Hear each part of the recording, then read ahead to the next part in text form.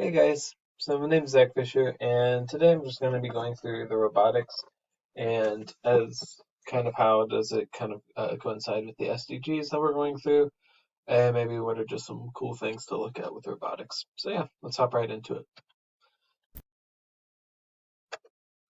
So what exactly is robotics? So there's not really an exact definition of robotics, but the way I like to put it is that it's machinery automated to designated tasks, and it uses systems in different points to complete these tasks. And so one of the really cool things is that we've talked about AI in the past, and that AI can actually be used within robotics to kind of automate these machinery and just being able to do certain tasks that would be able to help out companies or whoever would be using it. So I talked a little bit about who would be using robotics, but let's take a deeper look at that. So various first world countries would use this as well as other companies to be able to help out their business with industry product lines, better decisions, or anything like that. And then governments and militaries have already started to use this. And then as well as hospitals and doctors have already implemented some surgery robots for simple surgeries or just some other things that they're doing.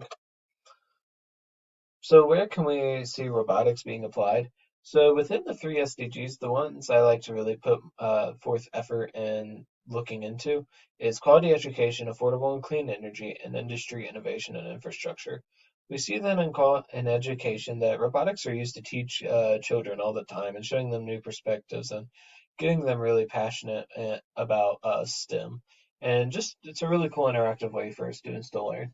And with affordable and clean energy, it's in sustainability and it really creates new sustainable technology, whether it be through like creating windmills or just creating different technologies.